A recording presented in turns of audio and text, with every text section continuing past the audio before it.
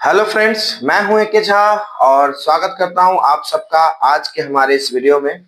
आज का ये वीडियो जो है पूरी तरीके से फोकस्ड है कैश फ्लो स्टेटमेंट पे। कैश फ्लो स्टेटमेंट, जैसा कि हमने पिछले वीडियो में भी कैश फ्लो स्टेटमेंट के बारे में बातें की थी कि कैश फ्लो स्टेटमेंट क्या है और कैश फ्लो स्टेटमेंट में कंटेंट जो हमको पढ़ना है वो क्या क्या पढ़ना है।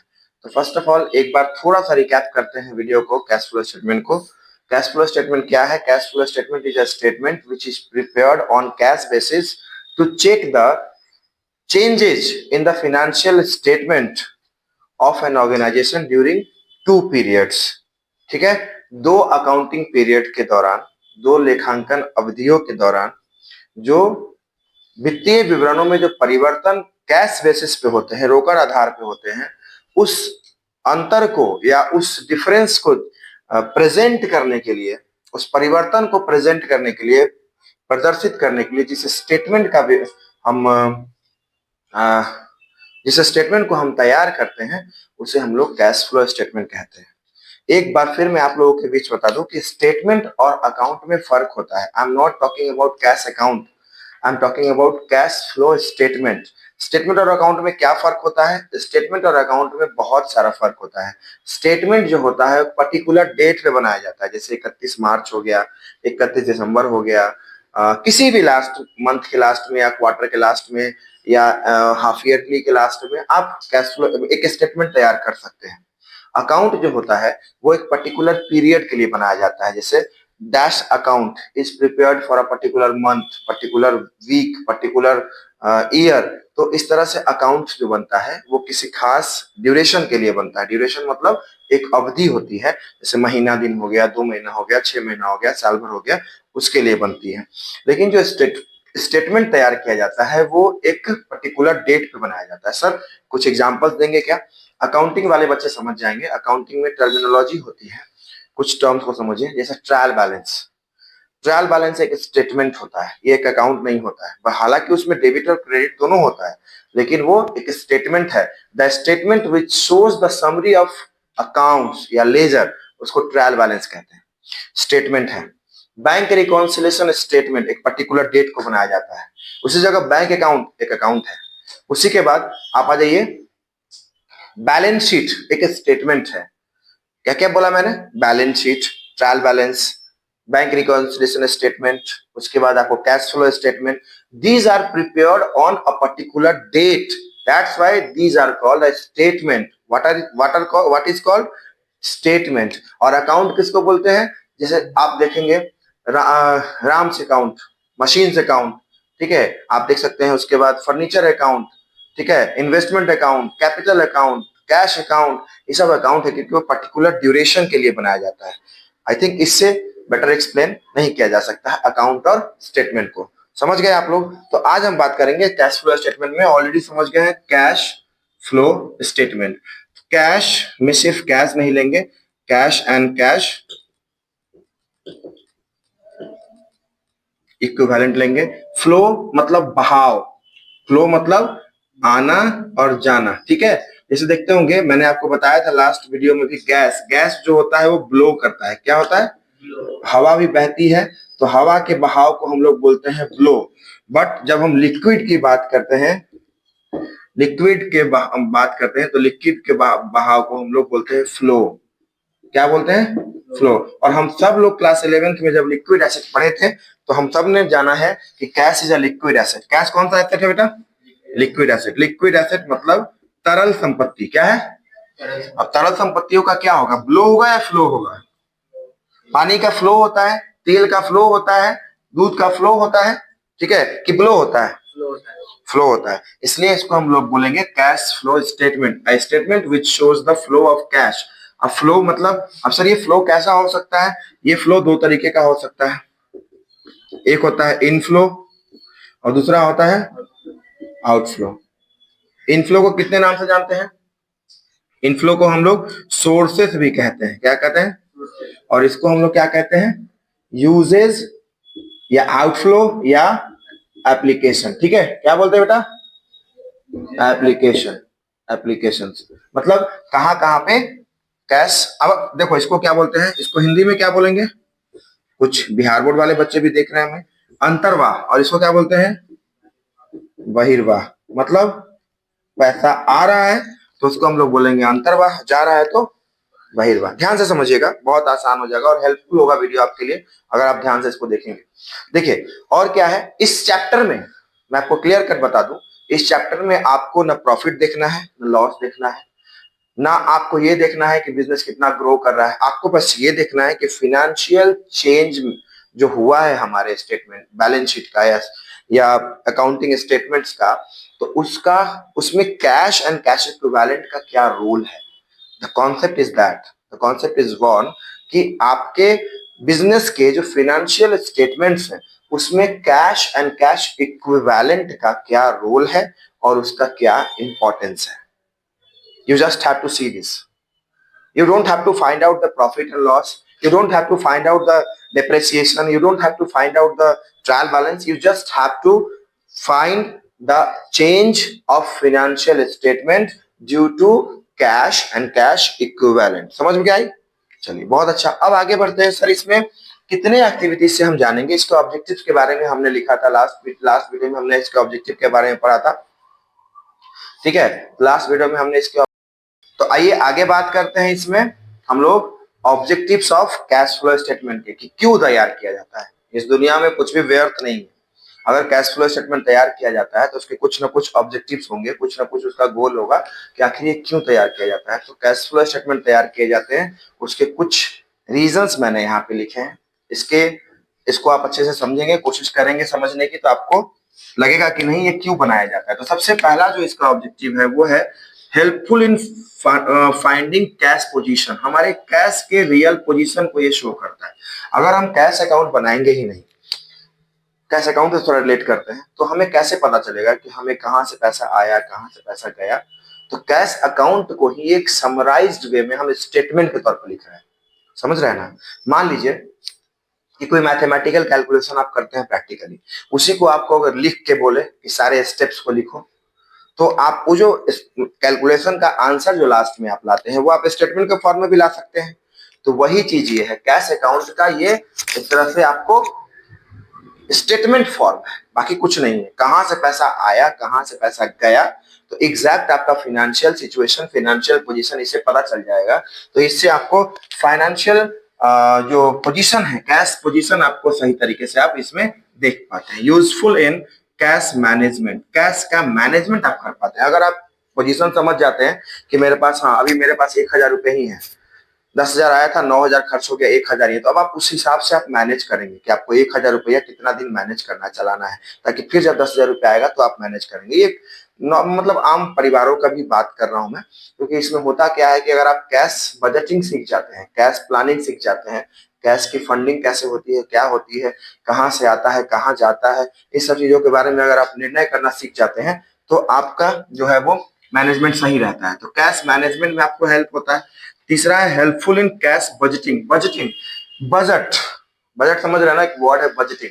बजटिंग का मतलब होता है अनुमान लगाना, अपने खर्चों का अनुमान आमदनी के मतलब अपेक्षा करते हुए लगाना। जैसे मान लीजिए कि estimation of expenditure and income in relation. ठीक है, अगर खर्चा हो रहा है तो खर्चा कितना हो रहा है उस हिसाब से हमारे पास कहां से आएगा, कब खर्चा है और कब आएगा, इस सारी चीजों को बजट मतलब एक एक्सपेक्टेशन जो बोलते हैं इसको, उसको हम लोग बजट के नाम से जानते हैं। ठीक है, उसके बाद है हेल्पफुल इन डिविडेंड डिसीजन। अगर हम कैश फ्लो स्टेटमेंट तैयार नहीं करेंगे then we can't be sure that हमारा कैश पोजीशन क्या है, और अगर कैश पोजीशन और फाइनेंशियल पोजीशन हमें नहीं जानकारी होगी तो हम कभी भी कतई अपना डिविडेंड डिसीजंस नहीं ले पाएंगे, डिविडेंड डिसीजन हम बिल्कुल नहीं कर पाएंगे। ठीक है, ध्यान रखिएगा। उसके बाद है हेल्पफुल इन फाइनेंशियल प्लानिंग।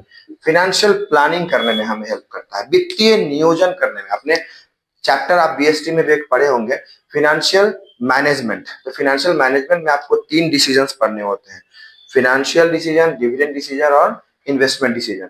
उसके जस्ट बाद आपको पढ़ना है फाइनेंशियल प्लानिंग। तो फाइनेंशियल प्लानिंग में आपको कैश फ्लो स्टेटमेंट कहीं ना कहीं हेल्प करता है। गौर से समझिएगा, बहुत मजा आएगा। ठीक है, आगे है useful in short term financial analysis. Analysis का मतलब होता है नीड एंड एक्सपेंस।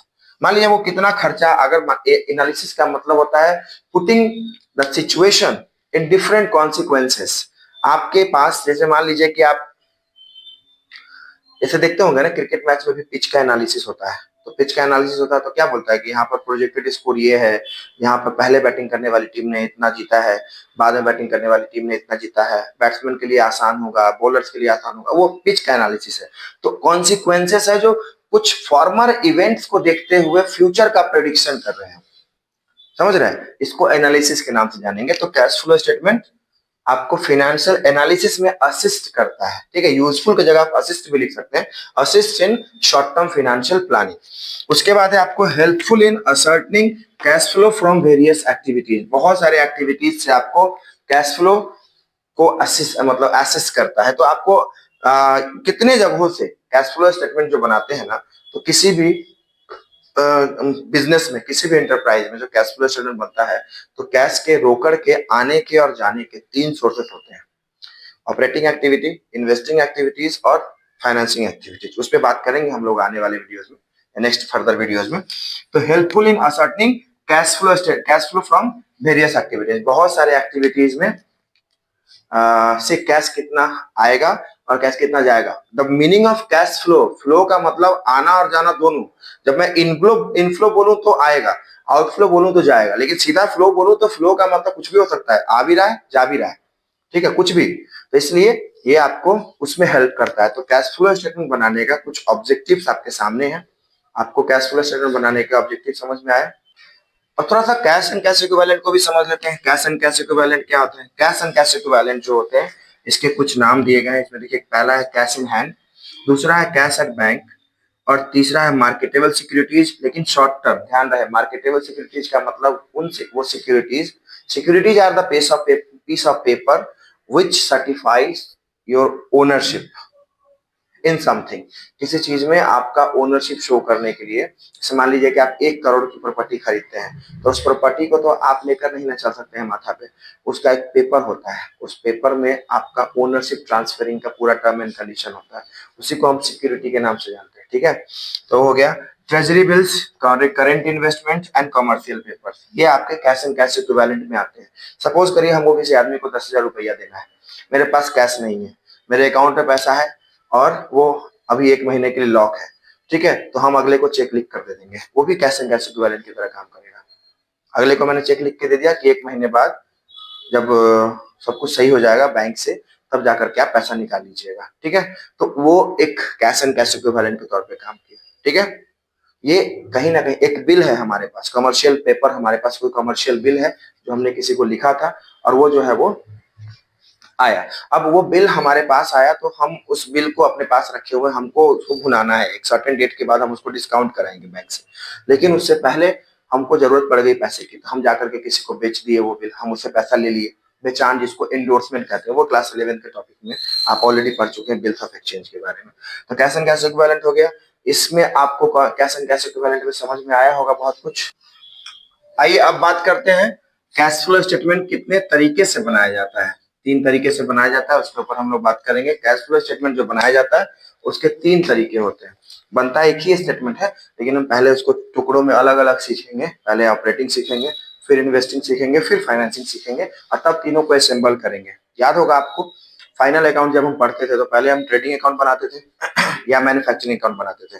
ट्रेडिंग की जगह मैन्युफैक्चरिंग, अगर मैन्युफैक्चरिंग यूनिट है तो मैन्युफैक्चरिंग बनाएगी, ट्रेडिंग नहीं बनाएगी। तो ट्रेडिंग अकाउंट या मैन्युफैक्चरिंग अकाउंट, फिर हम बनाते थे पीएल अकाउंट, फिर हम बनाते थे बैलेंस शीट, ठीक है। तो ये तीनों चीज करने के बाद हम तीनों को एक साथ बनाने वाला क्वेश्चन बनाते थे, इसमें तीनों को एक साथ असेंबल किया जाता था, राइट। अभी हम वही बात करेंगे, पहले अलग अलग जानेंगे कि आखिर ये है क्या, इसका पहले मतलब जानते हैं। बनाना हम लोग नेक्स्ट क्लास में सीखेंगे, नेक्स्ट टॉपिक में बात करेंगे। 3 हेड में कैश फ्लो स्टेटमेंट को तैयार किया जाता है। पहला हेड है cash flow from operating activities, ठीक है। समझ लीजिए, शॉर्ट में मैं आपको एक्सप्लेन करने की कोशिश कर रहा हूँ, आपको आई थिंक समझ में आ भी जाएगा। देखिए, cash flow from operating activities में क्या है, बिजनेस जो ऑर्गेनाइजेशन का मेन ऑब्जेक्टिव होता है, जो मेन एक्टिविटी होता है, उसको ऑपरेटिंग एक्टिविटी कहते हैं, ठीक है। मान लीजिए मेरा 2 मिनट के लिए, मेरा जो है वो बिजनेस है, मान लीजिए मेरा एक प्रोफेशन है टीचिंग, ठीक है। तो टीचिंग जो हम करते हैं, तो टीचिंग के बाद जो भी अलग से हम करते हैं वो मेरा ऑपरेटिंग नहीं आएगा, ऑपरेटिंग आएगा। मेरी टीचिंग जो मेरा है वो मेरा ऑपरेटिंग एक्टिविटी आता है। उसके अलावा अगर मान लीजिए मेरा प्रॉपर्टी डीलिंग का बिजनेस है, तो आप उसको हमारा इन्वेस्टिंग एक्टिविटी या कोई और एक्टिविटी मान सकते हैं। उसके बाद अगर हमारे पास में उसके अलावा भी कोई, मान लीजिए हम इन्वेस्टिंग इन मतलब सिंपल सी बात समझिए, मान लीजिए टीचिंग मेरा मेन प्रोफेशन है, टीचिंग से जो मुझे अर्निंग होती है, जो मुझे पैसे आते हैं, वो मेरा ऑपरेटिंग एक्टिविटी के थ्रू इनफ्लो या आउटफ्लो होगा। ठीक है। दूसरा मान लीजिए कि हम प्रॉपर्टी डीलिंग करते हैं, सपोज करिए कि हम लैंड ब्रोकिंग करते हैं या बिल्डर है या कहीं पर हम मतलब फिक्स्ड एसेट का लेन देन करते हैं, परचेज और सेल ऑफ फिक्स्ड एसेट, ये इन्वेस्टिंग एक्टिविटी में आ जाता है। तीन एक्टिविटी में समझाने की कोशिश करता हूँ। पहला पहला बिजनेस का एक्टिविटी है, इसको आप लोग बिजनेस के मेन एक्टिविटी को समझेंगे, जैसे कि मान लीजिए सेल परचेज जो है मेन यही कहलाता है, ये मेन ऑपरेटिंग एक्टिविटी कहलाता है। ऑपरेटिंग एक्टिविटी किसी भी इंसान को, मैं आपको एक और एग्जांपल दूंगा, थोड़ा सा अब डाउनग्रेड करके भी दूंगा एग्जांपल, पहले इसको समझिए। ऑपरेटिंग एक्टिविटी अपने ही ऊपर मैं एग्जांपल दे रहा हूँ। सपोज करिए कि मेरे पास, हम जो है टीचिंग करते हैं, तो हमारा जो मेन जो एक्टिविटी है, मेरा जो कैश फ्लो का, वो ऑपरेटिंग एक्टिविटी के नाम पे मेरा टीचिंग हो जाएगा। दूसरा हो जाएगा, मान लीजिए हम फिक्स्ड एसेट्स में डीलिंग करते हैं, land, building, asset, cars, bikes, machines, इसको हम डील करते हैं, खरीदते हैं, बेचते हैं। तो खरीदेंगे तो आउटफ्लो, कैश कैश जाएगा, और बेचेंगे तो पैसा आएगा, इसको इनफ्लो कहते हैं। ये अलग कॉन्सेप्ट है, समझाएंगे पूरे चैप्टर में, हम लोग बहुत इंटरेस्टिंगली सीखने वाले हैं, ध्यान रखिएगा। उसके बाद अगर मान लीजिए हमारा एक और हेड है, जिसके कारण हम एक और मतलब एक और एक्टिविटी में हम इन्वॉल्व है, जिसको बोलते हैं फिनेंशियल एक्टिविटी, जिसका इम्पैक्ट हमारे कैपिटल और हमारे लोन पे, डेप्ट पे पड़ता है। डेप्ट बढ़ रहा है, देखिए कॉन्सेप्ट, यहाँ कर्ज बढ़ रहा है तो इनफ्लो, और कर्ज घट रहा है तो आउटफ्लो। समझेंगे, सबको अलग अलग समझेंगे। अगले वीडियो में हम इस तीनों मतलब एक्टिविटीज के बारे में जम के चर्चा करने वाले हैं। तो ऑपरेटिंग एक्टिविटी में हम जो मेन सोर्स ऑफ मेरा अर्निंग है, सोर्स ऑफ जो मेरा रेवेन्यू है, उसको हम ऑपरेटिंग एक्टिविटी में ले लेते हैं। इन्वेस्टिंग एक्टिविटीज में फिक्स्ड एसेट के लेन देन को लेते हैं, फिक्स्ड एसेट कितना खरीदे, कितना बेचे, कितना ऑक्यूपाई किए, कितना डिस्पोज किए, इसको देखते हैं। ठीक है, खरीदेंगे तो आउटफ्लो, बेचेंगे तो इनफ्लो। ठीक है। उसी तरह से फाइनेंसिंग एक्टिविटी जो होता है, थर्ड एक्टिविटी जो आपके सामने स्क्रीन पे है, देखिए फाइनेंसिंग एक्टिविटीज में क्या होता है कि जो कैपिटल और डेप्ट के चेंज को शो करता है। मान लीजिए आज मेरे पास 10 लाख का शेयर कैपिटल है, अगले साल 15 साल का शेयर कैपिटल हो गया, तो 5 लाख का शेयर कैपिटल इंक्रीज कर गया। क्या कर गया? 5 लाख का शेयर कैपिटल इंक्रीज कर गया, कैपिटल बढ़ा, यानी कि इनफ्लो। और वही चीज अगर मान लीजिए कि हमारा कैपिटल 10 लाख था, अब हो गया 8 लाख, तो आउटफ्लो, 2 लाख का कैपिटल हमारा घट गया। उसी तरह से लोन, डेप्ट, हमारा पहले डिवेंचर हमारे पास में पहले 5 लाख का था, अब 7 लाख का हो गया, 2 लाख का इनफ्लो हो गया। उसी तरह से डिवेंचर पहले 5 लाख का था, अब 3 लाख का हो गया, तो 2 लाख का आउटफ्लो हो गया। समझिए कि वो डिवेंचर हमने रिपेमेंट कर दिया, रिडेम्पशन कर दिया। तो ये सारी चीजें आपको तीनों हेड के बारे में मैंने समझाने की कोशिश करी है। ये तीनों हेड आपको ये तीनों हेड आपको समझ में आ रहा होगा। आप तीनों हेड को अच्छे से पढ़ेंगे, समझेंगे डिटेल में, फिर हम इसके बारे में अगले वीडियो में चर्चा करेंगे। तब तक के लिए अगर ये वीडियो आपको अच्छा लगेगा, मैंने बनाया है आप लोगों की हेल्प के लिए, खास करके क्लास 12 के, चूंकि 12th में ही पढ़ना है और सीयूईटी में भी काम आने वाला टॉपिक है। तो आप जितने भी सारे 12th के बच्चे हैं, इसको कंटिन्यूअसली पढ़ाई करते रहें, क्योंकि एग्जाम के बाद भी आपका ये पीछा नहीं छोड़ेगा, ये आगे सीयूईटी में भी कंप्लीट करना पड़ेगा आपको। और कैश फ्लो स्टेटमेंट जितना टफ हम मानते हैं उतना टफ होता नहीं है, बस अंतर है मजे से पढ़ाई करने का। मजा से कोई भी चीज, मान लीजिए थोड़ा देर के लिए हम कोई भी फिल्म देखते हैं, कोई भी गाना सुनते हैं, तो उसके बोल, उसके लिरिक्स, उसकी ट्यूनिंग हमें याद रह जाती है।